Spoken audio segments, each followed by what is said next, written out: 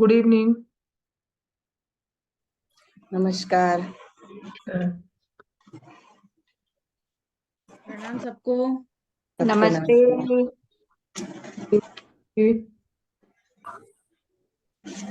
सभी को प्रणाम। सभी को प्रणाम। प्रणाम।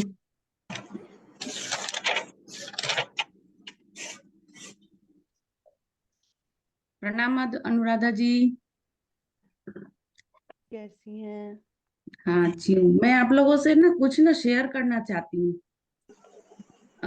बोल रहे थे कि ये जो पद लगन जो है वो उसको अच्छे से समझने के बाद ना मैंने अपने आप को समझाने के लिए एक ट्रिक अपनाया है। तो वो आप लोग बताइए राइट है कि रॉन्ग है, पता नहीं।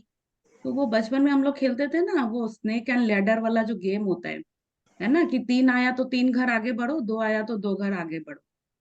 लेकिन अगर 1, 4 और 7 पर आपका पद लग्न है तो हम लोगों को 10 घर आगे जाना पड़ रहा है। मतलब मान लीजिए फर्स्ट से समझा रही हूँ, जो अगर लगन में ही लग्नेश है तो हम लोगों को 10 घर आगे जाना पड़ रहा है ना मैम। आप लोग भी मेरा प्लीज हेल्प करिएगा, आशा मैम और ये इंदिरा राणा जी।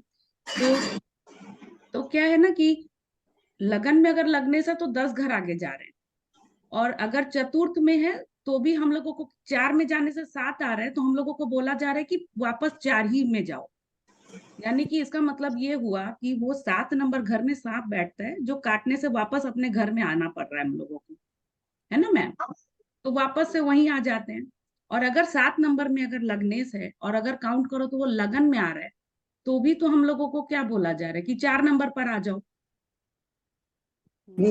तो वो मतलब 10 में आ क्या जाएगा। वो 10 में आ 10 पे। वो 10 में हमेशा 10 में आपके आएगा, बराबर चार वो 10 में आएगा हमें। 10 आगे ठीक है। बढ़ाना तो है। यानी कि वहां पर भी वही लॉ है कि वो भी नंबर 1 में भी अगर हम लोगों का आ रहा है तो वापस काउंट कर, वो 4 घर पीछे आना पड़ रहा है। पीछे बताओ। अभी नहीं, मैं अगर अगर नंबर आएंगे 1 में है, अगर एक लग्न में है तो उसको 10 घर आगे ले जाना है। अगर हमारा लग्न में ही हमारा बैठा है पद लग्न, तो वो 10 घर आगे जाएगा, वो लग्न के लग्न में नहीं बैठा रहेगा।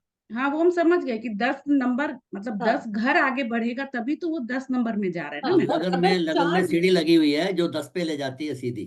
चाहे आप हम जिस 7 घर से से चाट के 10 पे आओ, चाहे आप 1 नंबर पे रहो। हम्म जिस घर का पद लग्न देखते हैं, बस उस घर में और उसके आगे 7वें घर में नहीं आना चाहिए, उससे 10 आगे बैठा देते हैं। हाँ, तो अभी तो हम लोग सिर्फ लगन को ही पहले डिस्कस कर लेना चाहते हैं ताकि वो मेरे को अच्छे से याद हो जाए। तो मान लीजिए अगर चतुर्थ में है मेरा लग्नेश, तो हम 4 घर आगे बढ़ते हैं तो वो 7 नंबर पर आता है ना मैम। हाँ तो अब कहाँ जाएंगे, पीछे ही तो तो जाएंगे। नहीं, पीछे मतलब उस 7 से उसको 10 आगे ले जाएंगे, क्योंकि तो 10 सात आगे में ले जाएंगे तो वही हाँ तो और 4 वही पे आ सेम आ गया रहा है है। ना। हाँ सेम 7वें आ में रहा है। मतलब वही चीज वो गुरुजी ने यही वाली चीज बताई थी कि अगर चतुर्थ में है तो चतुर्थ ही होगा उसका लग्न पद। हाँ वही एक ही बात है कि अगर वहां से भी 10 गांव काउंट करेंगे तो वो तो फिर वही तो 4 भी वो नंबर ही आ गया तो ना। भी वो 4 नंबर आ गया, बिल्कुल सही है आपका। ठीक मतलब है, कैसे भी करो वो 4 नंबर वैसे आएगा अगर यानी आप कि सप्तम ठीक में है। जा रहा है। यानी कि ऋषभ में। 1 नंबर में भी हाँ सीढ़ी लगी हुई है तो 10 घर बिल्कुल। आगे बढ़ते हैं, और 4 नंबर में भी सीढ़ी मिली तो 10 घर आगे बढ़ेंगे। नहीं, अगर 4 हम नहीं, 7 नंबर में, 7 नंबर में सीढ़ी लगी हुई है। 7 नंबर हाँ में है। क्योंकि 4 नंबर का। 7 नंबर है, ठीक बोले आप। ठीक है, तो 7 नमस्कार आप नंबर में लोगों भी को। सीढ़ी लगी है। प्रणाम गुरुजी, नमस्कार प्रणाम। प्रणाम प्रणाम गुरुजी। सर। प्रणाम गुरुजी। नमस्कार गुरुजी। नमस्कार सर। प्रणाम गुरुजी। नमस्कार सर। प्रणाम भाटिया जी। हमने सांप सीढ़ी प्रणाम खेल ली प्रणाम। गुरुजी। सांप सीढ़ी खेल ली हमने। सांप सीढ़ी खेल रहे हैं आप लोग? हाँ जी, जी। पद होना लग्न की चाहिए। सांप सीढ़ी। अच्छा। गुरुजी प्रणाम। प्रणाम प्रणाम सर। प्रणाम। आजकल सांप सीढ़ी भी जरूरी है, ठीक है। वो हमें बताता है कि अगर ऊपर जा करके बहुत इतरा रहे हो तो सांप काटेगा तो नीचे पहुंच जाओगे, ठीक है ना। तो आप किसी भी शिखर पे हो, सांप से डर तो लगता ही है, अर्थात शिखर हमारे हाथ से छूट ना जाए, हम शिखर पे ही बने रहें, ये कामना होती है। लेकिन शायद शिखर सबके नसीब में नहीं होता, ठीक है ना। इसीलिए वो सांप वहां काटता है और फिर नीचे एकदम 0 पॉइंट पे लेके चला आता है। बड़ा वाला सांप वहीं बैठा रहता है ना। तो अच्छा है। हाँ गुरुजी, वो 99 नंबर पर काटता है वो सांप, जब हम लोग फिर से हाँ वापस आ जाते हैं। हाँ हाँ, तो बचपन में हमने भी खेला है सांप सीढ़ी। गुरुजी प्रणाम। प्रणाम प्रणाम। तो आज किसी की पत्रिका लगाई जाए या आगे बढ़ा जाए? सर मेरा एक सवाल था आपसे। जी विनय कुमार जी बताइए। जैसे आत्मकारक ग्रह निकालते समय संयोग यदि पत्रिका में अ, आत्मकारक ग्रह मतलब दो ग्रह जो है अधिक अंश पे समान डिग्री कला विकला में हो तो वहां तो राहु को आत्मकारक मान लेंगे। मान तो लेंगे, काहे नहीं मानेंगे? राहु को मानेंगे तो अमात्य कारक किसको मानेंगे? क्या दोनों ग्रह जो सेम हो गए हैं उसमें से किसी को मानेंगे कि उसको छोड़ देंगे? ना ना, उसी में से किसी को मान लीजिएगा, उसको छोड़ भी सकते हैं, कोई बात नहीं है, आगे मान लीजिए आप, आपको कोई दिक्कत नहीं है। नहीं, आत्मकारक ग्रह राहु हो गया तो अमात्य कारक ग्रह जो समान डिग्रियों पे है उसको छोड़ के उसके बाद जो आएगा तीसरे नंबर पे उसको हम अमात्य में लेंगे कि कैसे करेंगे सर? मतलब तीसरे को अमात्य में ले सकते हैं आप। अच्छा, दोनों जो बराबर डिग्री पे है उसको छोड़ देंगे। जी हाँ। अच्छा सर, यही पूछना था। आगे बढ़ते हैं। तो हम लोग क्या पढ़ रहे हैं अभी?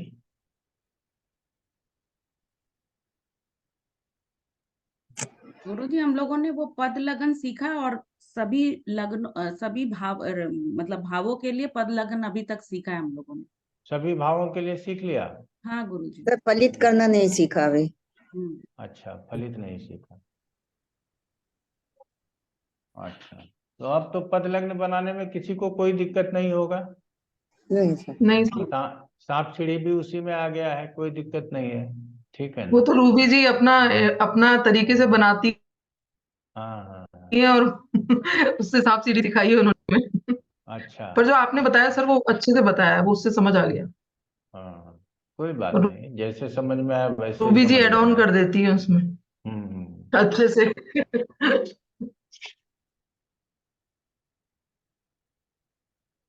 तो पद लग्न के बाद हम लोगों को पद लग्न के विषय में चर्चा करना है। अभी थोड़ा पढ़ लेते हैं, उसके बाद फिर चर्चा कर लेंगे, ठीक है? जी उपपद आपने बोला था बताएंगे आज, जो 12वें भाव का होता है। जी हाँ, गुरुजी 12वां भाव तो हम बताते हैं आपको कि पद लग्न से द्वादश स्थान में सूर्य शुक्र राहु एकत्र हो, इनमें से कोई दो भी स्थित हो तो मनुष्य धन और राजा के कारण, मनुष्य का धन राजा के कारण व्यर्थ में खर्च हो जाता है। केस मुकदमे आदि में किसी न किसी प्रकार से टैक्स में जुर्माना देने में खर्च हो जाता है। ऐसा तो हम लोगों ने पढ़ लिया था। हाँ गुरुजी पढ़ा हमने। जी हाँ गुरुजी। चलिए अब गुरुजी आपने पढ़ते कहा हैं। था उपपद बताएंगे, उपपद तो जो होता है। पद ना, लग्न से उपपद 12वां तो भाव उपपद पद हो गया लग्न ना। के बाद हो जाएगा। हाँ जी। जी पद के बाद उपपद आ जाएगा, जी। लेकिन या तो पहले उपपद समझा दें, बहुत कठिन है नहीं।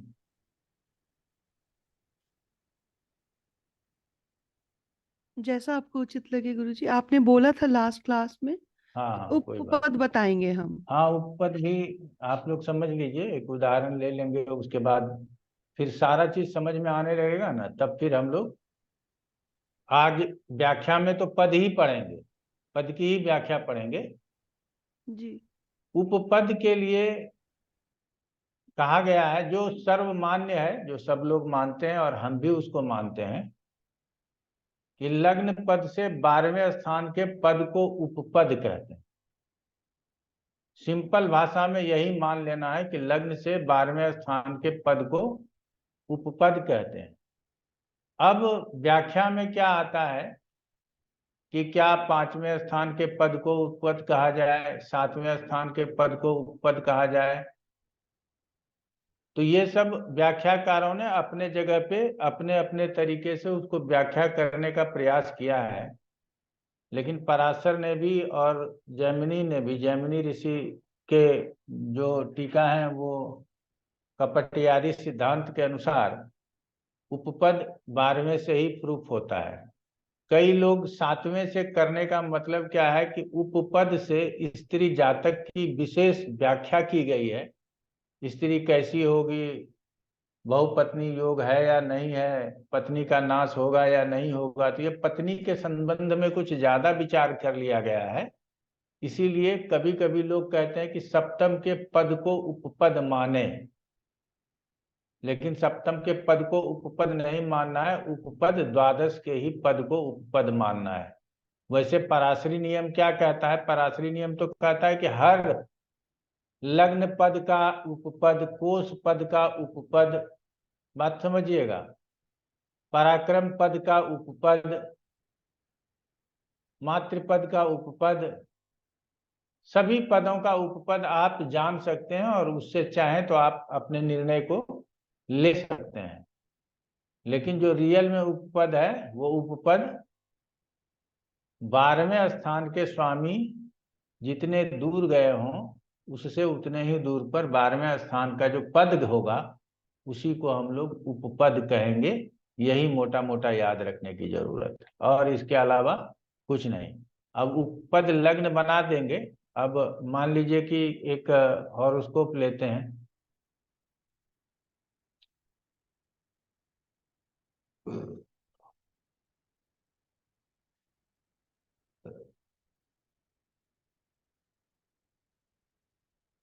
कोई भी एक हॉरोस्कोप ले लेते हैं, प्रयास करते हैं, हमने भी ज्यादा प्रैक्टिस किया नहीं है।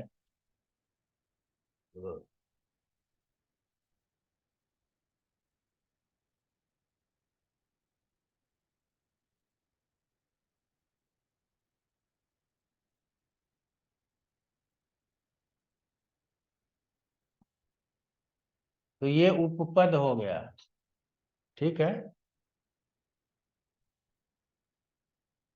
ये उपपद कुंडली है और ये पद कुंडली है, तो उपपद कुंडली यहाँ बना हुआ है।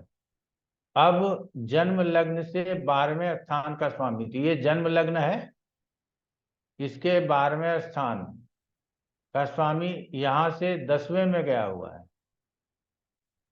तो 10वां यहाँ से गया हुआ है, तो फिर 10वां काउंट करेंगे तो 1 2 3 4 5 6 7 8 9 10, 5 नंबर आएगा। ये जन्म कुंडली है, क्लियर पता चल रहा है। तो ये उपपद में 9 नंबर क्यों लिखा हुआ है? ये पद आपको, आप लोगों को ढूंढने पर पता चल रहा है।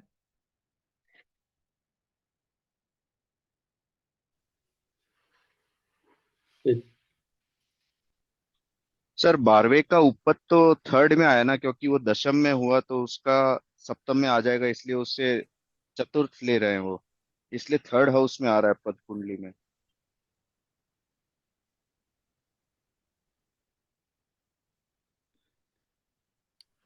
यहाँ जो उपपद लग्न कुंडली में लिखा गया है वो 9 नंबर है। हाँ, आत्मकारक जो है ना वो नवांश में 9 नंबर में गया हुआ है। तो इसमें इसका मतलब उपपद कुंडली अलग से लिखा गया है। तो नव आत्मकारक को भूल जाइए। अभी उपपद किसे कहते हैं? तो उपपद के लिए जो विचार आता है वो होता है लग्न से 12वें स्थान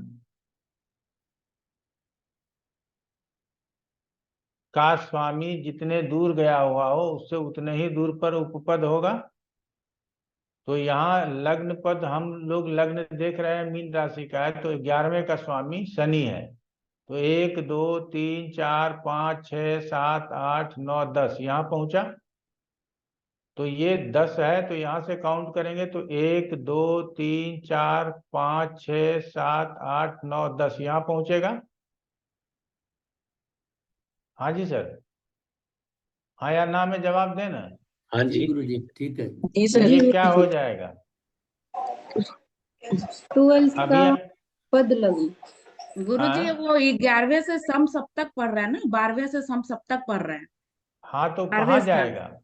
तो अब वहां से वो मतलब वो चतुर्थ में वो जाएगा। चतुर्थ में जाएगा ना, पीछे। 11 एक्वेरियस से 4th में जाएगा। हाँ तो थर्ड हाउस में आ गया ना। मतलब 3 नंबर में, मतलब हाँ वृष राशि में तीसरे हाउस। वृष राशि में तीसरे हाउस में जाएगा, यही होगा ना। और यहाँ कहाँ बता रहा है? यहाँ तो मीन बता रहा 9 है नंबर गुरुजी। दे रहा है, मीन बता रहा है। धनु दे चलिए, कुछ गड़बड़ सिद्धांत ये ले रहा है, तो आगे गुरुजी, हम लोग। हाँ जी। गुरुजी इसमें ऐसा देख सकते हैं कि जो पद कुंडली उसमें पहला पद तो वृषभ राशि में आया है, वृष राशि में। रहा।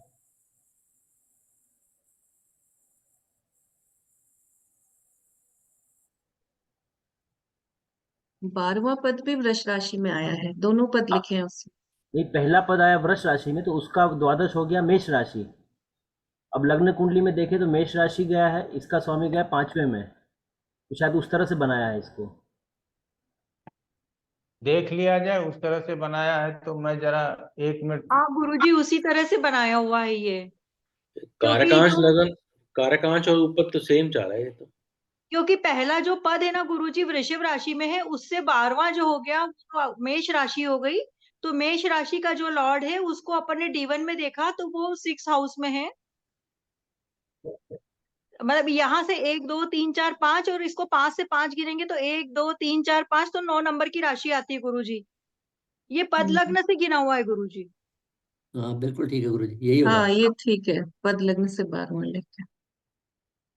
ये मुझे नहीं समझ आया। उपपदम पदम समझ में नहीं पितृनुचरात्। आया ये। हाँ कोई बात नहीं, उसी को समझने का प्रयास करते हैं। उपपदम लग्न से द्वादश स्थान का पद ही उपपद कहलाता है। तो यहाँ तो यही लिखा हुआ है कि लग्न से द्वादश स्थान का पद ही उपपद कहलाता है। यहाँ पितृ शब्द से लग्न भाव का आशय है और लग्न का अनुचर अर्थात पिछला भाव द्वादश भाव होता है। सामान्यतः लग्न का पद मुख्य होता है तथा यह द्वादश भाव पद गौण अथवा उपपद कहलाता है। लग्न का पद मुख्य होता है तथा यह द्वादश भाव का पद गौण अथवा उपपद कहलाता है। तो यहाँ पर क्या किया है कि मेष राशि का मंगल ले लिया है। मंगल कहाँ गया है? 5वां गया। 5वां गया है, तो 1 2 3 4 5 यहाँ उपपद ले लिया, ठीक है। जी। लेकिन हमारा जो जैमिनी सूत्र कह रहा है, मैं उदाहरण देख लूंगा और 2 3 बना करके फिर अगले क्लास में इसका डिस्कस कर लेंगे, ठीक है ना। गुरुजी जिसने ये प्रोग्रामिंग बनाया है उनको गलत किसी ने बताया है, उस हिसाब से उन्होंने कैलकुलेशन किया है। हाँ ये भी हो सकता है, फिर भी मैं उपपद लग्न बाद में चर्चा करेंगे। लेकिन कहते किसको हैं ये तो समझ ही लिया आप लोगों ने, इतना मंथन भी हो गया, अच्छा रहा। गुरुजी एक बात बोलूं? हाँ मेरा बोलने का मतलब है गुरुजी ये उपपद लगन बना रहे हैं तो वो उसका तो मदर तो पद ही होगा ना। उपपद मतलब जो पद का जो उससे निकला हुआ एक उपपद है। तो अब हम लोग D1 में नहीं जाकर के पद लगन को ही मेन लगन चार्ट मान के इसका उपपद निकालेंगे शायद, मेरे ख्याल से। तभी तो वो ये अगले क्लास में मैं क्लियर कर दूंगा, कोई बात नहीं है। क्या हो जाता है ना, थोड़ा सा दिमाग में जो चल रहा होता है बाद में वो जब अलग से होता है तो कंफ्यूजन ज्यादा क्रिएट हो जाता है। और मेरे दिमाग से यदि शॉर्ट सर्किट हुआ तो बातें खत्म हो गई, फिर वो बात वापस आती नहीं है। तो इसीलिए अगले क्लास में उसको लेकर के आएंगे तो ज्यादा समझ में आएगा, ठीक है। आप लोग भी और अपने अपने स्तर पे प्रयास कीजिएगा, ठीक है ना। गूगल जहाँ भी सर्च हो करिए, अगर मिलता है कुछ तो देखिए, जब तक हम अपने प्रयास को जारी रखते हैं। तो हम लोगों को अब आगे बढ़ना है और कुछ पढ़ लेते हैं, वो ज़्यादा काम आएगा।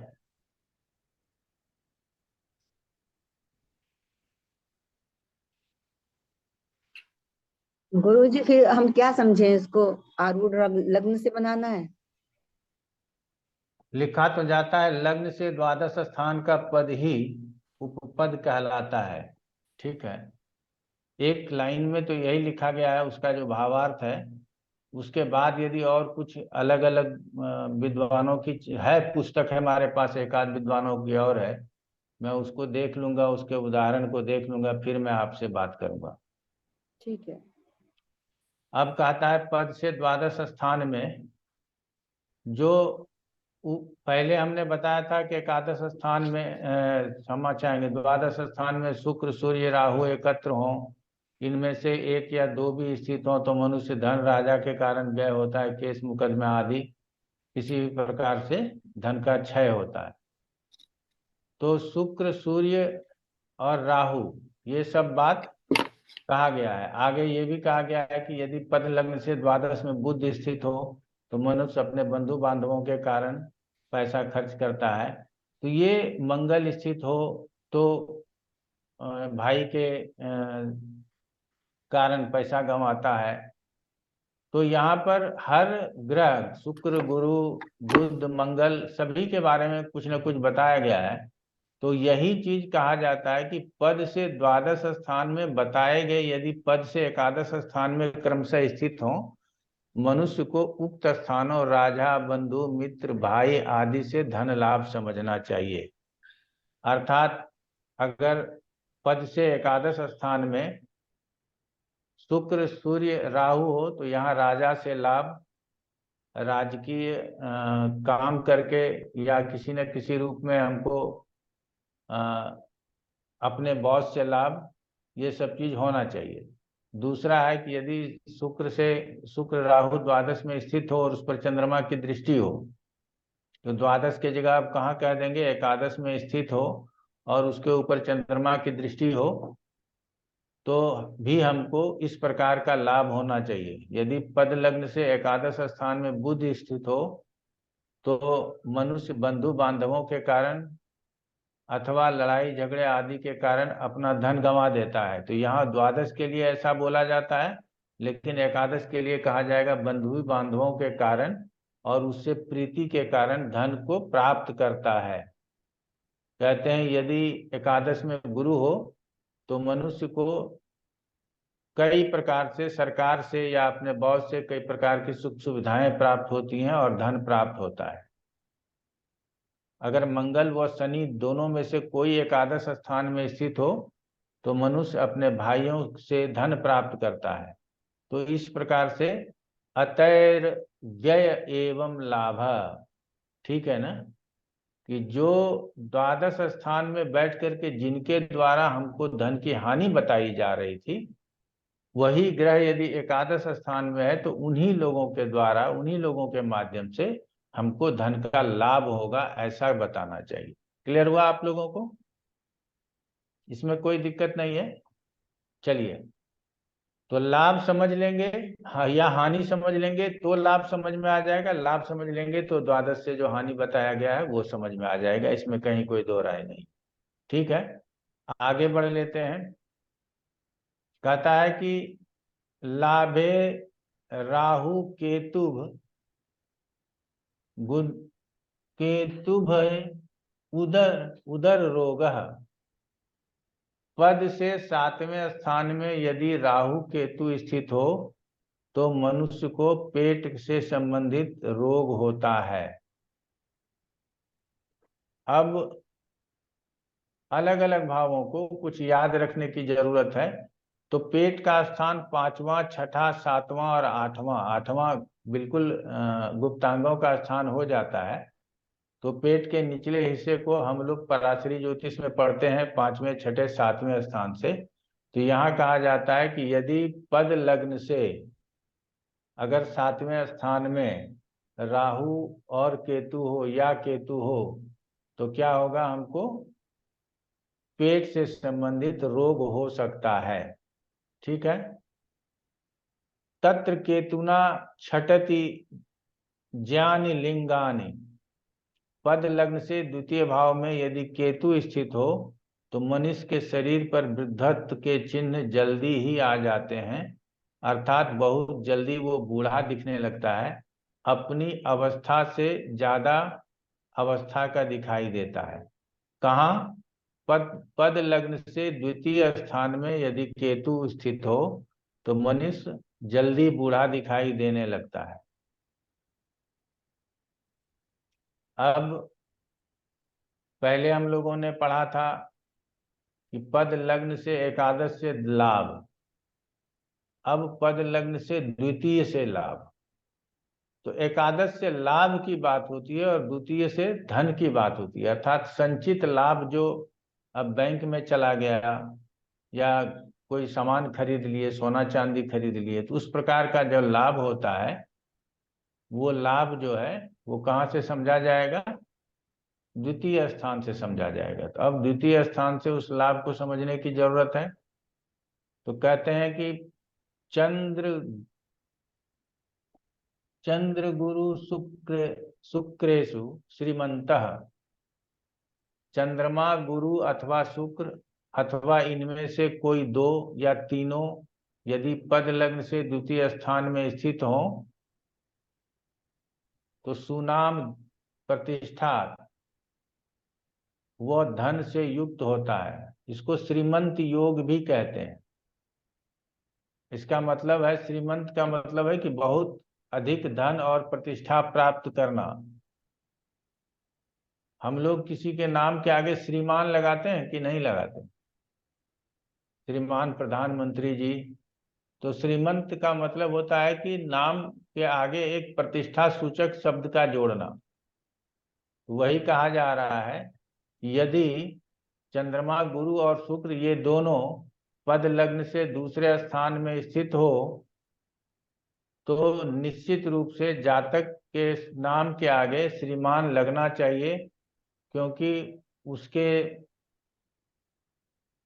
धन के साथ साथ उसका वैभव भी अच्छा होता है, अर्थात प्रतिष्ठा भी अच्छा होता है। अब आगे लिख देता है उच्चेन वा, पद लग्न से द्वितीय में यदि कोई ग्रह अपनी उच्च राशि में स्थित हो तो भी मनुष्य धनी और प्रतिष्ठित होता है। ये उच्चेन वा लिखने का मतलब क्या है?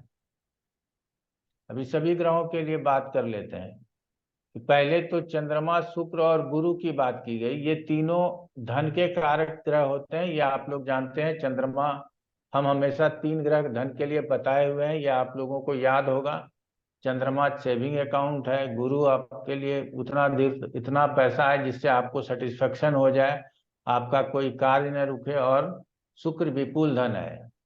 तो चंद्रमा गुरु शुक्र यदि लग्न से द्वितीय में है तो जातक बहुत धनी और बहुत प्रतिष्ठित होगा, ये तो तय है, इसमें कहीं कोई दो राय नहीं है। लेकिन अगर मंगल हो जाए वहां, शनि हो जाए वहां, सूर्य हो जाए वहां, तो कई जगहों पर सूर्य को अशुभ नहीं माना गया है। जैमिनी में कई जगहों पर सूर्य को अशुभ नहीं माना गया, लेकिन यदि मंगल शनि हो जाए तो ऐसे ग्रहों के लिए कहा जाता है कि यदि ये ग्रह उच्च के हैं तो भी धनी होंगे। तो यहाँ सिर्फ हम उच्च के हैं तो भी धनी होंगे ऐसा कहा गया, लेकिन हम लोगों ने जो सीखा है कि अगर स्वराशि का है तो भी धनी होगा, क्योंकि वो भी तो उस स्थान की हानि करेगा नहीं। तो यदि उच्च या स्वराशि के अशुभ ग्रह भी बैठे हों तो भी वो प्रतिष्ठित एवं धनी होगा जातक अपने जीवन में, ये हम लोगों को मान करके चलना चाहिए। लेकिन शनि मंगल जैसे ग्रह यदि शत्रु राशि में हो, नीच राशि में हो, तो फिर हम ऐसा नहीं कहेंगे कि फिर वो हम धनी और प्रतिष्ठित दोनों नहीं कहेंगे। मित्र राशि में तो हो सकता है धनी हो प्रतिष्ठित नहीं हो, सम राशि में हो तो कुछ पैसा हो, जीवन यापन चल जाए बढ़िया से, कोई दिक्कत नहीं है।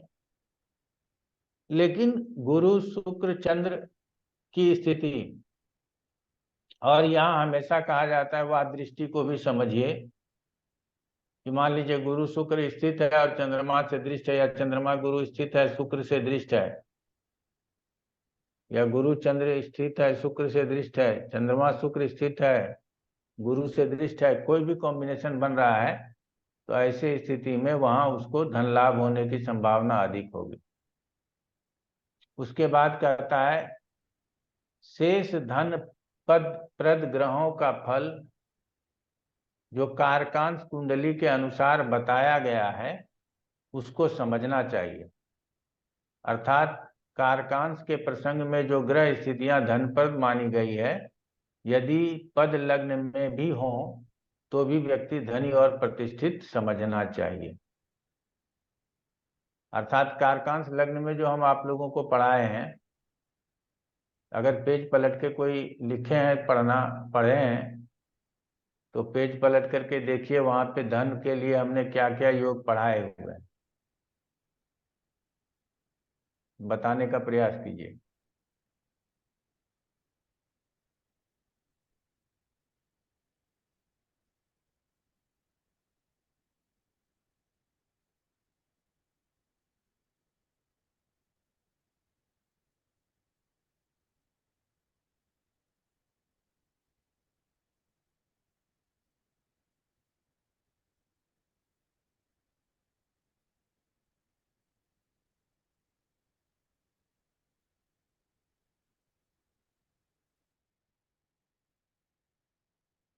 कुछ नहीं मिला?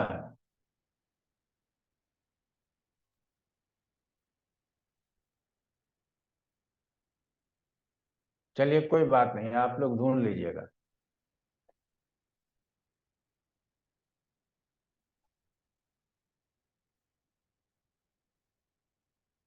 आ जाइए, यहीं आ जाइए, बाद में ढूंढा जाएगा, कोई दिक्कत नहीं है। हमारा यही कहना है कि जो कारकास लग्न से धन प्राप्ति के योग बताए गए हैं, वो पद लग्न से भी उस प्रकार के ग्रह की स्थिति यदि हो तो वहां भी धन प्राप्ति के संकेत हम बताएंगे। ये एक सिमिलरिटी है, इस बात को हम लोग को समझना है, और हो सकता है कि वही हम उपपद लग्न से भी बताएं। ठीक है, तो ऐसा मान गुरुजी करके वो चलें। लग्जरी घर वाला था जो, वही वाला ना? वो भी बोल सकते हो, और भी द्वितीय स्थान से भी वहां बताया गया है, इसीलिए तो कह रहे थे कि द्वितीय स्थान से भी वहां बताया गया है। कोई बात नहीं, सर इसको हमने रहने दो। कारकाल से द्वितीय में धन का नहीं पढ़ा था, बस वो चतुर्थ में मकान का पढ़ा था। अच्छा, तो फिर वही होगा, कारकान से द्वितीय से भी धन की बात होती है। हाँ वो हमने हाँ, नहीं पढ़ा था। कोई बात नहीं, चलो आगे देख लेंगे। तो आगे हम लोगों को ये पढ़ना है कि लाभ पदे केंद्रे त्रिकोणे व श्रीमंतः, सप्तम स्थान का पद यदि पद लग्न से केंद्र या त्रिकोण स्थानों में हो तो मनुष्य धनी व प्रतिष्ठित होता है। हमने क्या कहा, आप लोगों ने सुना, सप्तम स्थान का पद यदि पद लग्न से केंद्र त्रिकोण स्थानों में हो तो मनुष्य धनी व प्रतिष्ठित होता है।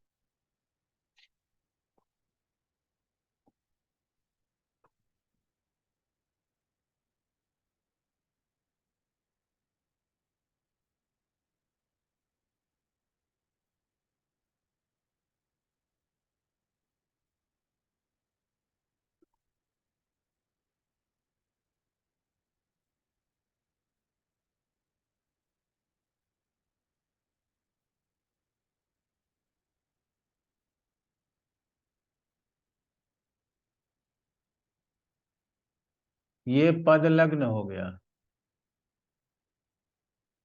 अब सप्तम पद सेवंत पी हम ये लिखेंगे, सेवंत पी, सेवंत पी, सेवंत पी और सेवंत पी। यहां भी जा सकता है, कोई दिक्कत नहीं है। अगर इन स्थानों में सातवां का पद हो जाए तो मनुष्य क्या हो जाएगा, प्रतिष्ठित हो जाएगा, धन धान्य से भरपूर होगा, उसको कोई पैसे कौड़ी की कभी कमी नहीं होगी। ये हम लोगों को मान करके चलना है। इसके बाद कई विद्वानों का मत है कि नहीं, ये वाला चीज माने नहीं। क्या माने?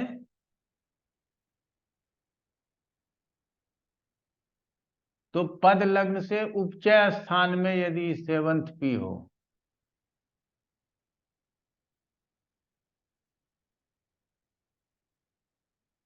कि यदि पद लग्न से सप्तम उपचय स्थान में यदि सप्तम पद हो तो धनी और प्रतिष्ठित माना जाता है। इसमें देखो, केंद्र त्रिकोण के बाद ना एक ही 3 स्थान आता है, 3, 6, 11।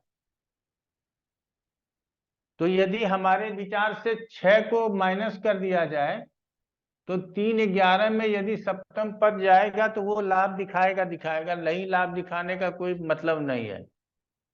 ठीक है, तो इसीलिए इस बात को भी हम मान सकते हैं, लेकिन विशेष रूप से मानने की जरूरत है कि यदि पद लग्न से सप्तम स्थान में, क्षमा चाहेंगे, पद लग्न से केंद्र में और त्रिकोण में यदि सप्तम पद हो तो जातक धनी और प्रतिष्ठित होता है, ऐसा हम लोगों को समझ करके चलना है। सप्तम स्थान का पद लग्न पद से दुख स्थान में पड़ता हो, लग्न पद। अब आप लोग यहां समझिए, फिर हमने इसीलिए कहा था कि छठा वाला जो है हम लोगों को माइनस करके चलना पड़ेगा। तो व्याख्या के क्रम में आप तीसरा और 11वां स्थान ले सकते हो, 10वां स्थान तो केंद्र का है ही। अब कहता है कि पद लग्न से 7th पी यहाँ पड़े, 7th पी यहाँ पड़े और 7th पी यहाँ पड़े, तो ये निर्धन योग हो जाएगा, धनवान योग नहीं होगा। अर्थात यदि सप्तम स्थान का पद हो और सप्तम स्थान का पद लग्न पद से छठे, 8वें और 12वें भाव में पड़ रहा हो, तो यह क्या हो जाएगा, निर्धन योग हो जाएगा। ऐसे लोगों को आज के एज में स्ट्रगल करना पड़ेगा, संघर्ष करना पड़ेगा, जीवन यापन में परेशानियां आएगी।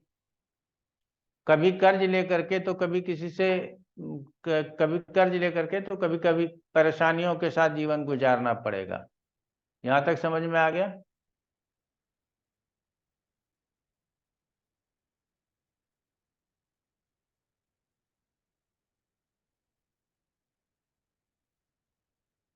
गुरुजी ये तो सारे ही ले लिए, सारे ही भाव आ गए। केंद्र त्रिकोण समझ में आया, उसमें उन्होंने फिर बाद में ये सब 8वां और 11वां छठे को छोड़ के तो सारे हो गए। खाली 6, 8, 12 में ही निर्धन है, बाकी सब ऐसे मानेंगे हम लोग? बिल्कुल ऐसा ही मान करके चलना होगा। द्वितीय भाव पहले पढ़ लिया हम लोगों ने जी, लेकिन द्वितीय भाव में ग्रह पढ़ा था, यहाँ पर क्या पढ़ा है हम लोगों ने, सप्तम पद को पढ़ा है। क्लियर हुआ अनुराधा जी? जी गुरुजी, पद की बात हुई। हाँ जी, हाँ, पहले हमने ग्रह पढ़ा था, अब हमने पद पढ़ा है। ठीक है, 2, 8, 12 ही बचे गुरुजी, बाकी सारे हो गए। 6, 8, 12 बचे। उपचय को माना जाए, लेकिन उपचय में छठा स्थान है, इसीलिए कभी कभी हम उपचय को ना मानते हुए केंद्र त्रिकोण, गुरुजी 2, 8, 12 बचे। 6 नहीं, 6 वाला लिया बीच में, 2, 8 और 12, 6 उपचय में आ गया।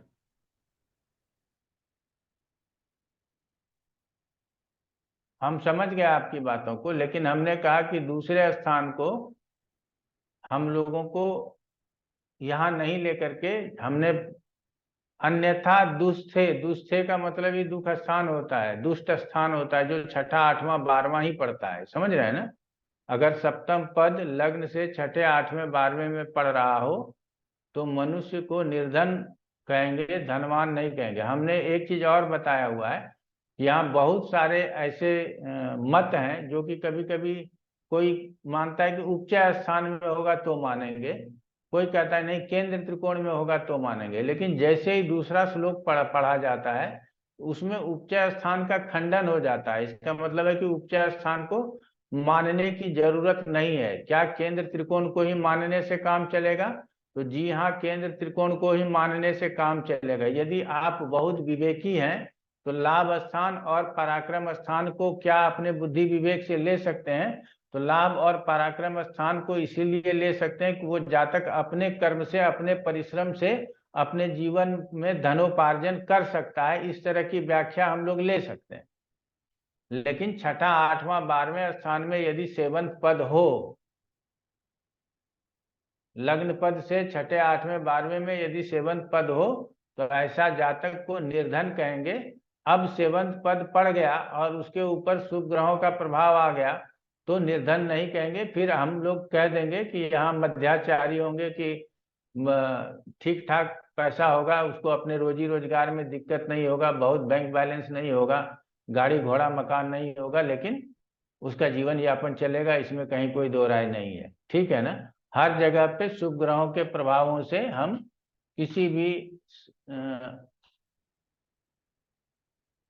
शाब्दिक अर्थों का जो विश्लेषण करते हैं उसमें कुछ इम्प्रूवमेंट आ जाता है, कुछ प्रोग्रेस आ जाता है। जी आशुतोष प्रधान जी बताइए, क्या प्रश्न है? प्रणाम गुरु जी। प्रणाम गुरु जी, ये सप्तम पद को क्यों लिया गया? इससे तो धन के साथ कोई रिलेशन नहीं है, जो हम लोग जनरली जो पढ़ते हैं। हाँ, रिलेशन नहीं है, लेकिन लिया गया है तो अब क्या किया जाएगा। यहाँ बहुत कुछ ऐसा है जिसको यथावत आपको समझने की जरूरत है। समझ गए ना? हाँ, बस वो सूत्र के हिसाब से ये सब बताया जा रहा है, मुझे लग रहा है। जी हाँ, सूत्र के हिसाब से ही बताया जा रहा है। गुरुजी, सप्तम डेली रोजगार का स्थान है तो उस हिसाब से लिए हुए। वो आप अपने मन से तर्क बना सकती हो त्रिपाठी, लेकिन यहाँ तर्क बनाने की जरूरत नहीं है। हमने कहा इनके सूत्र में यही लिखा हुआ है तो हमको यही प्राप्त है। तो हम लोगों ने द्वितीय स्थान में ग्रहों के हिसाब से देख लिया, वो ग्रहों के हिसाब से लिखा हुआ था, और उसके बाद जो है लग्न पद से सप्तम पद कहाँ है उसके हिसाब से देख लिया। क्लियर हो गया? अब आगे बढ़ते हैं। कहते हैं पद लग्न और दाम्पत्य सुख। सप्तम स्थान का पद यदि लग्न पद से केंद्र त्रिकोण या उपचय स्थान में पड़ता हो और दोनों में परस्पर मैत्री होती है तो आप पति पत्नी में आपसी तालमेल होता है। तो यहाँ पर क्या कहा गया? सप्तम स्थान का पद लग्न पद से, तो दोनों का मतलब कौन हो गया कि लग्न पद और सप्तम स्थान का पद, इस दोनों में यदि आपस में मैत्री है तो आपसी तालमेल अच्छा रहेगा। पहले कहाँ होना चाहिए? केंद्र त्रिकोण और उपचय स्थान में होना चाहिए। यहाँ भी उपचय स्थान को सावधानी पूर्वक यूज करेंगे। तो केंद्र त्रिकोण और उपचय स्थान में ही मान लो हमारा सप्तम पद है, लेकिन यदि उन दोनों में मैत्री है, किसमें? लग्न पद और सप्तम पद में मैत्री है, तो अब मैत्री कैसे होगा?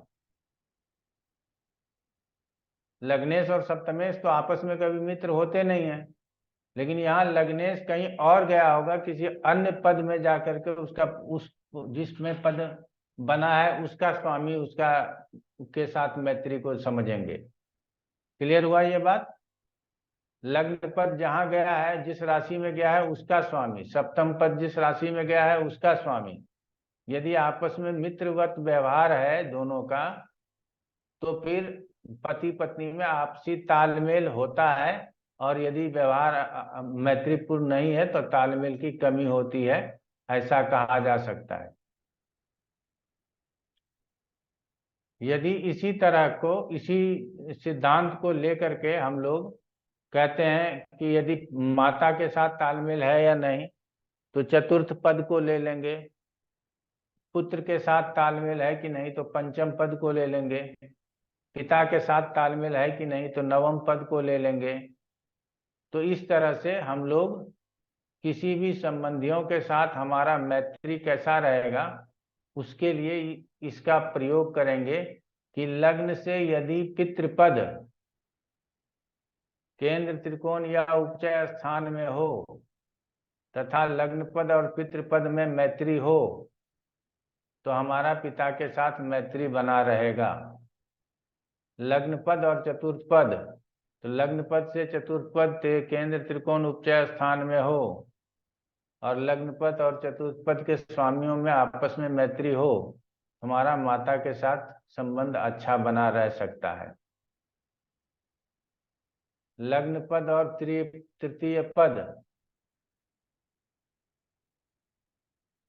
तो लग्न पद से तृतीय पद केंद्र त्रिकोण या उपचय स्थान में हो और लग्न पद और तृतीय पद का स्वामी यदि आपस में मैत्री बना के मैत्री हो, आपस में मैत्री हो, तो हमको भाई के साथ मित्रता रहेगी, भाई के साथ हमको बनेगा, अन्यथा नहीं बनेगा।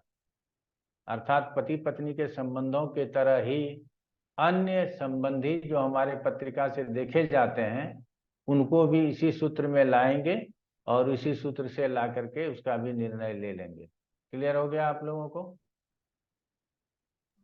गुरुजी एक चीज समझ में नहीं आई, जैसे सब मान लिया कि केंद्र में आ गया तो अच्छा हो गया, लेकिन अगर जैसे बुध हमारा आरूढ़ लग्न हुआ और चौथे में 9 नंबर की राशि आई तो वो आपस में मित्र तो नहीं है, 6 और 9 राशि, तो केंद्र में आने से और आपस में मित्र नहीं के स्वामी मित्र नहीं है, उसे हम कैसे देखेंगे? और मैत्री उसमें में बैठे है। ग्रहों को। हाँ, अब बात सही है। 2-3 बातें यहाँ समझ लीजिए कि यदि केंद्र त्रिकोण में बैठे हो तो 1 पॉइंट, मैत्री हो तो 2 पॉइंट, शुभ ग्रह से दृष्ट हो तो 3 पॉइंट। समझ रहे हैं? तो अगर 3 पॉइंट में से 2 पॉइंट भी मैच करता हो तो रिजल्ट को पॉजिटिव बोलेंगे, और 2 पॉइंट ही ढूंढ रहे हैं और दोनों आधा आधा हो तो रिजल्ट को आधा आधा बोलेंगे, अर्थात मैत्री नहीं रहेगा, लेकिन आपस में संबंध जो है वो मोटा मोटी ठीक ठाक चलेगा। क्लियर हुआ? और यहाँ पर गुरु और बुध को आपस में मित्र नहीं मानेंगे ना? गुरु और बुध को आपस में मित्र नहीं मानेंगे। ठीक है, ओके। और दृष्टियां पड़ रही हैं उनके ऊपर, मतलब तो दृष्टियों को शुभ मानेंगे। अच्छा, ठीक है। आगे बढ़ें।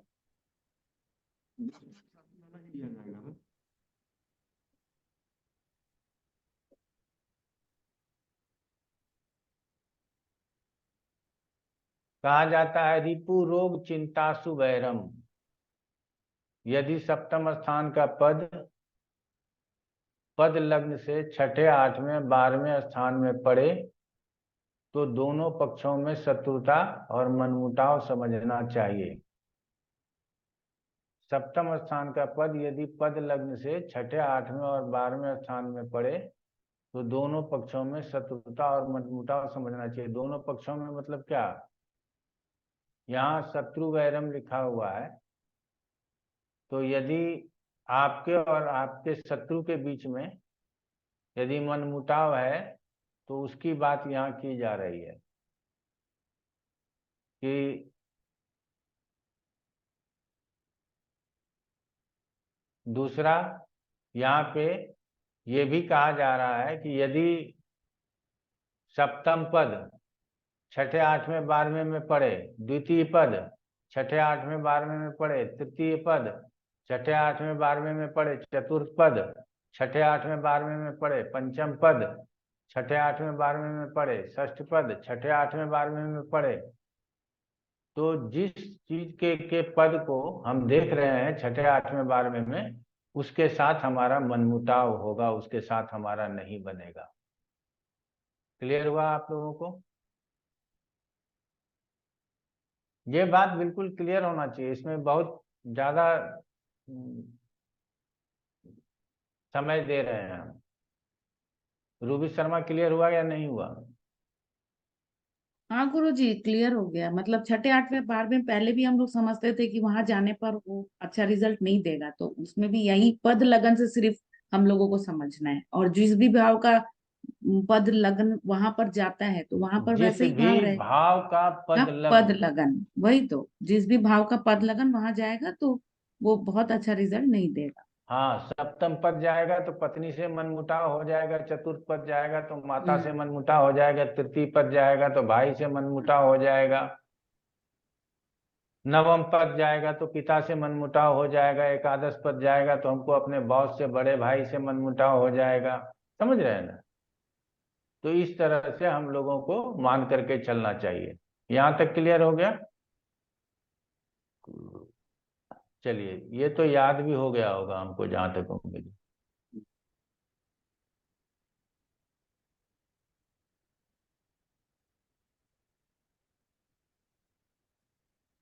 अब आ जाता है कि लग्न पद और लग्न पद से सप्तम स्थान। इन दोनों की अर्गला यदि बाधा अर्थात प्रतिबंध से रहित हो तो मनुष्य भाग्यशाली होता है। अब अर्गला की बात आ गई, तो अब पद लग्न के साथ अर्गला भी पढ़ लेंगे। आगे हम लोग इसको पढ़ लेंगे। अभी समझिएगा कि अर्गला एक प्रकार का योग है, 2-3 ग्रहों का योग है, उसको अर्गला कहेंगे। आगे इसको समझेंगे। तो अभी यही समझना है कि अर्गला शब्द को यथावत रख करके समझ लेना है कि यदि लग्न पद से सप्तम स्थान में, लग्न पद से सप्तम स्थान में दोनों की अर्गला, किसकी किसकी अर्गला? लग्न पद की और सप्तम पद की अर्गला यदि बाधा रहित हो, अगर उस अर्गला में कोई प्रतिबंध न लगा हो, अर्गला पूर्ण रूप से घटित हो रहा हो, तो ऐसे में मनुष्य भाग्यशाली होता है। शुभा अर्गले धन समृद्धि, लग्न व सप्तम पदों की अर्गला यदि शुभ ग्रहों से बनाई गई हो तो धन में खूब वृद्धि होती है। लग्न और सप्तम पदों की अर्गला यदि शुभ ग्रह से बनी हो तो फिर धन संपत्ति में खूब वृद्धि होती है। आशय यह है कि प्रतिबंध रहित अर्गला सामान्यतः व्यक्ति को क्या बनाता है? भाग्यशाली बना देता है। और प्रतिबंध रहित अर्गला यदि पाप ग्रहों की हो तो धन की स्थिति मध्यम होगी, और अर्गला यदि शुभ ग्रहों की हो तो प्रचुर मात्रा में धन और समृद्धि देने वाला होता है।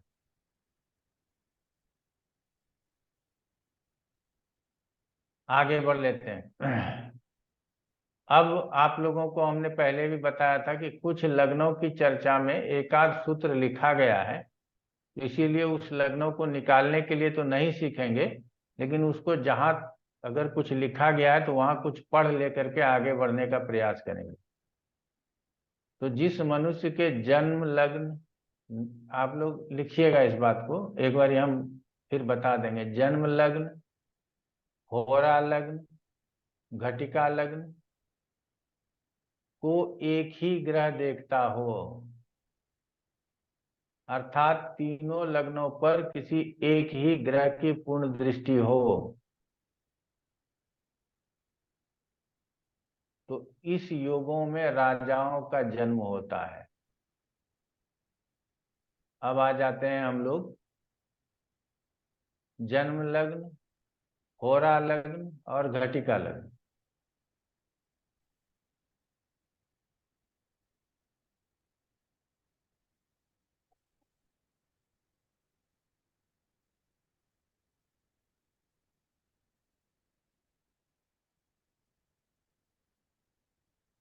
यहां देखिए, जन्म लग्न आप लोगों को पता है 12 नंबर है।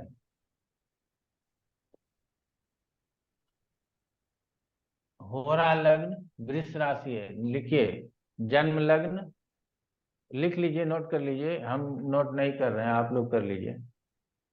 जन्म लग्न क्या है? 12 नंबर है, मीन राशि है।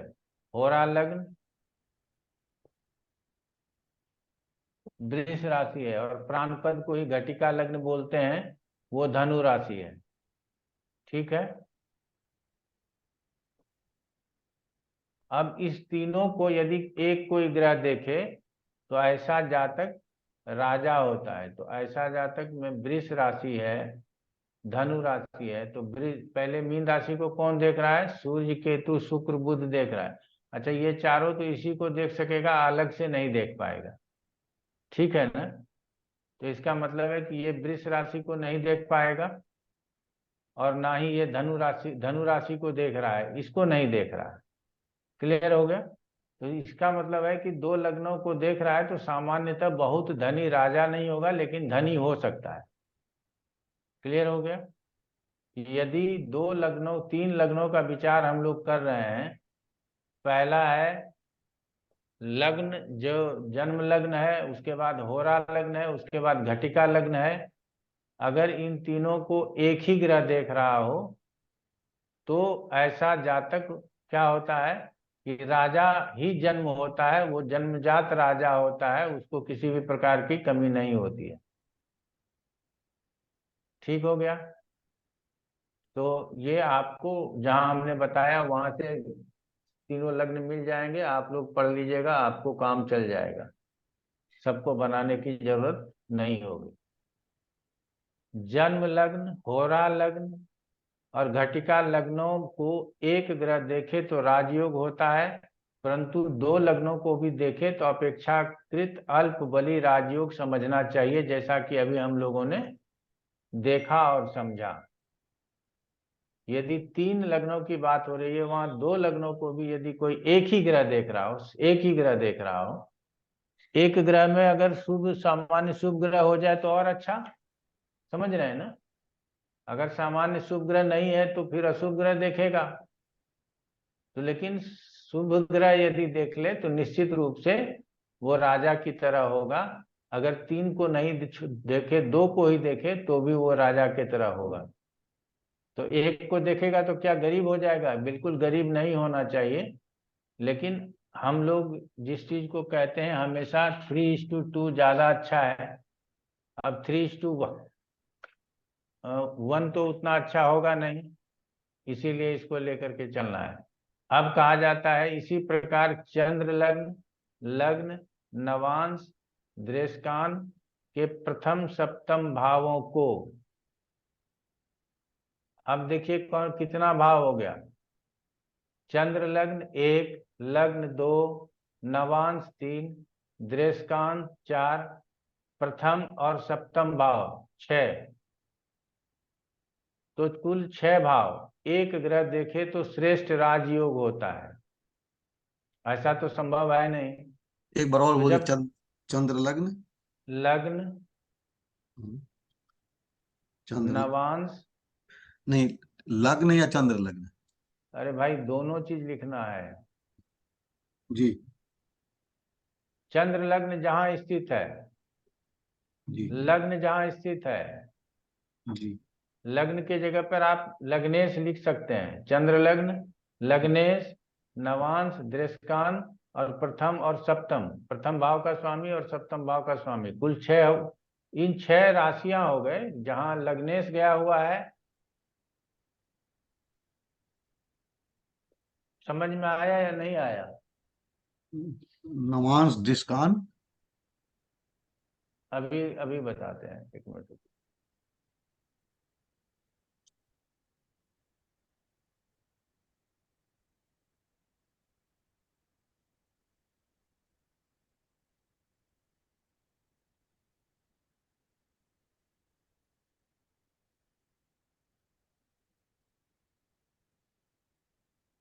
चंद्र लग्न 1, लग्न 2, तो ये लग्न के जगह पे क्या हो जाएगा? गुरु कहाँ है? ये होगा 2, लग्नेश 2। अब ये देखिएगा 3 में नवांश का लग्न 3, 4 में दृष्टान का लग्न,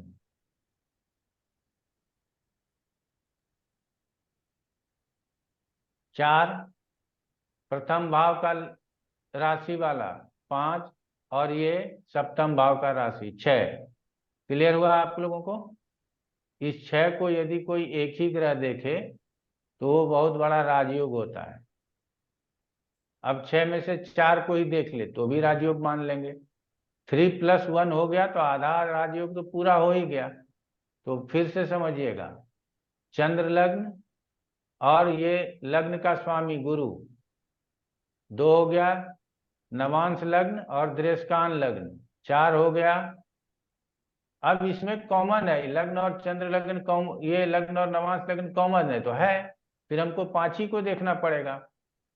फिर जहाँ लग्न है और जो सप्तम भाव है उसमें जो राशि पड़ा हुआ है, इस सब को यदि कोई एक ही ग्रह देखे तो भाग्यशाली योग होता है, भाग्यशाली होता है जातक। इसी प्रकार यदि नवांश कुंडली, होरा लग्न और घटिका लग्न इन तीनों को एक ही ग्रह देखता हो तो भी राजयोग समझना चाहिए। तो इसको अगर आप लोग नहीं भी समझेंगे तो बहुत बड़ी बात नहीं है, यदि थोड़ी देर के लिए समझ जाते हैं तो और अच्छी बात है।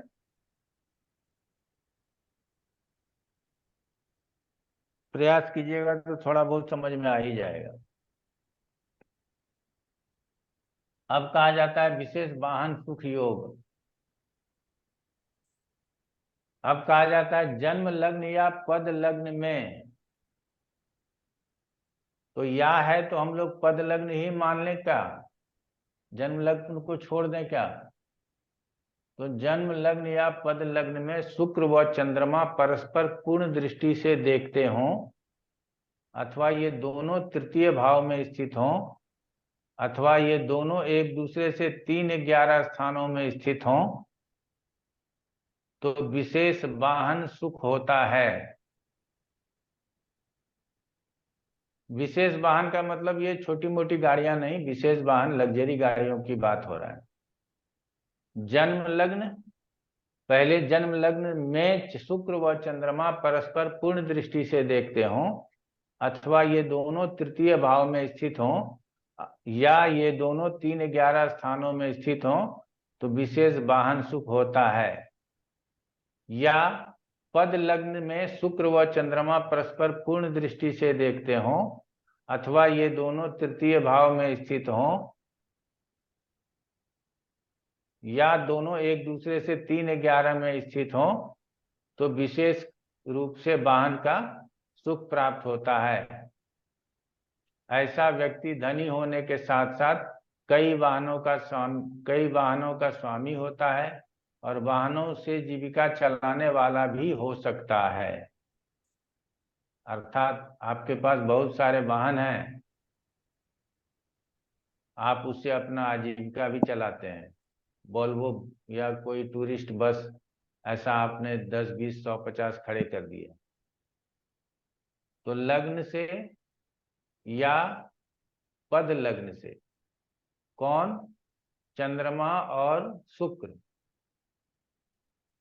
तीसरे भाव में हो, या तीसरे या 11वें में हो, या आपस में एक दूसरे से दृष्ट हो, या एक दूसरे से युत हो, तो ऐसे स्थिति में हम क्या कहेंगे कि वाहन पति कहेंगे। जातक को वाहन का लाभ होगा और वाहन से लाभ होगा, दोनों स्थितियों को बताया गया है। ऐसे स्थिति में वाहन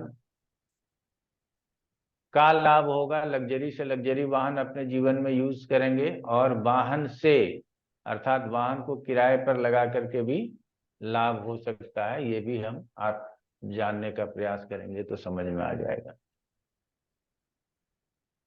क्लियर हो गया आप लोगों को?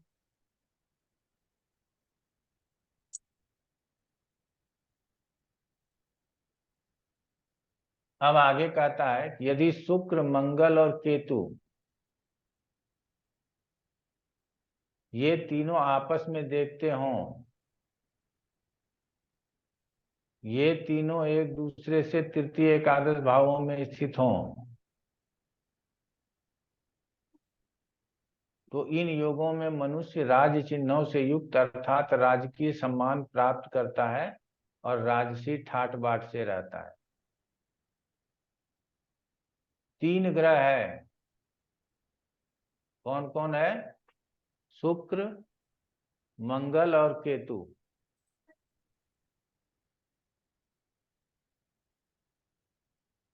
आप लोगों को याद रहे उसके लिए मैं 2 शब्द कहना चाहूंगा कि शुक्र कामनाओं का कारक, और उसके पीछे यदि मंगल पड़ गया तो वो कामनाओं को बढ़ाता रहेगा और बलपूर्वक उसको प्राप्त करने का सामर्थ्य देता रहेगा। और उसके साथ साथ केतु भी हो गया, तो इसका मतलब है कि 2 मंगल का प्रभाव हो गया। एक तो शुक्र अपने ही कामी ग्रह है और मंगल उसको उसके लिए फोर्स कर रहा है।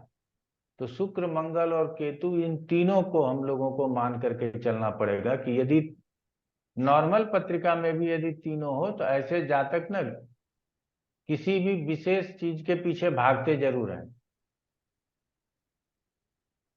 मतलब उसको भागना ही होता है। राम जी को पता था, अब ये नहीं कहते कि राम के पत्रिका में ये होगा कि सोने का हिरण हो नहीं सकता है, लेकिन फिर भी उसके पीछे भाग रहे थे। ये तो उनको पता होगा ना कि सोने का हिरण नहीं होगा।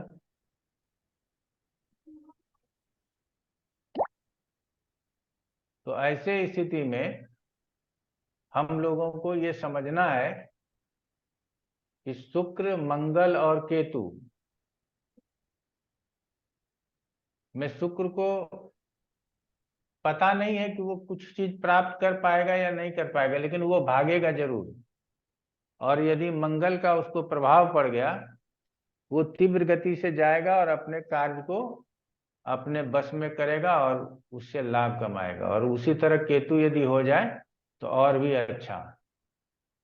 तो कहता है कि ये तीनों आपस में देखते हो, तीनों एक दूसरे से तृतीय एकादश में हो, तो इस योग इन भावों में स्थित हो तो योगों को में मनुष्य राज चिन्हों से युक्त, अर्थात तो राजा है, झंडा लेकर के चलेगा।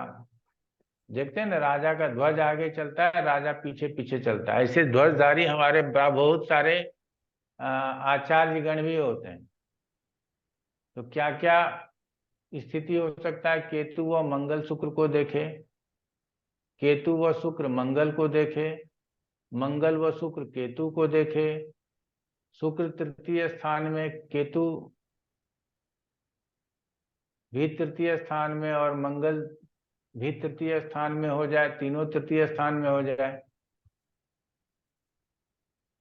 तो इस तरह से जो है कई प्रकार का योग ये बन जाएगा, जिससे कि ये पता चलेगा कि शुक्र, मंगल और केतु। अब इसकी स्थिति छठे, आठवें, 12वें में चली जाए तो आप लोग इस योग को नहीं मानिएगा। ये भी हम लोगों को बोलने की जरूरत नहीं है। लेकिन अगर इसमें से दो, मान लीजिए कि केतु छठा, आठवां चला गया और मंगल और शुक्र तीसरे 11 में बैठा है, या धन स्थान में, सप्तम स्थान में, केंद्र त्रिकोण में बैठा है, लाभ स्थान में शुक्र और मंगल बैठा है, तो ऐसे स्थिति में भी जातक धन के पीछे पागल रहेगा और अधिक धनवान होने का प्रयत्न जीवन भर करता रहेगा। क्लियर हो गया? शुक्र मंगल की युति 9वें स्थान में हो, कारकांश लग्न में, हमने आपको बताया है कि ऐसे जातक जो शुक्र मंगल की युति जो पराशरी में लोग बोलते हैं, वो रियल में जेमिनी का सब्जेक्ट है। और केतु से, कारकांश लग्न से द्वादश में केतु हो तो मोक्ष देता है। मीन और कर्क राशि के लिए विशेष रूप से बोला गया है। तो ये सब कुछ बातें ऐसी हैं जो यहाँ बताया जाता। आप इसी बात को भूल जाइएगा कि हम जेमिनी में नहीं पढ़े थे और आपको पराशरी में याद आ जाएगा, तो आप वहाँ लागू करके लोगों को बता देंगे। अब लोग ढूंढते रहें तो उनको तो मिलेगा ही नहीं कहीं पराशरी में, लेकिन यहाँ पर आकर के वो मिल जाएगा। तो यहाँ तक हम लोगों के समझ में आ गया। आचार्य जी, केतु को समझ नहीं पा रहे हम कि मतलब केतु को अलग समझ, कभी तो ऐसा लगता है कि वो भागता नहीं है किसी चीज के पीछे, और इसमें ऐसा लग रहा है कि जैसे वो किसी चीज की तरफ भाग रहा है। वो समझ में नहीं आ रहा उसके प्रभाव को, उसकी दृष्टि को कैसे देखें या उसको खुद को कैसे देखें। दृष्टि तो यहाँ पे राशियों की दृष्टि होती है और किसी चीज की दृष्टि नहीं होती है, ये आप लोगों ने पढ़ ही लिया है। तो राशियों की दृष्टि से ही ग्रहों को देखा जाएगा। और नंबर 2, यहाँ पे कुजवत केतु मान करके चलना है कि जितना फोर्स मंगल करेगा उतना ही फोर्स केतु भी कर देगा, उसको रुकने नहीं देगा। ठीक है ना? तो इसी लिए कहा जाता है कि ऐसे जातक चलते रहेंगे और अपने जीवन में तरक्की करते रहेंगे। ठीक है ना? ये कुछ विशेष योगों में से है, इसीलिए इसको इसी तरह से याद रखना जरूरी है। क्लियर हो गया? आज का संवाद यहीं पर विराम देंगे। आप लोगों को यदि कोई मन में प्रश्न आ रहा हो तो पूछ लें। 2 विषयों को ज्यादा समझना है। आज जो आप लोगों को बताया हमने कि उपपद लग्न से सप्तम पद केंद्र त्रिकोण में हो, उपचय स्थान में हो, अन्य पद केंद्र त्रिकोण में हो, उपचय स्थान में हो,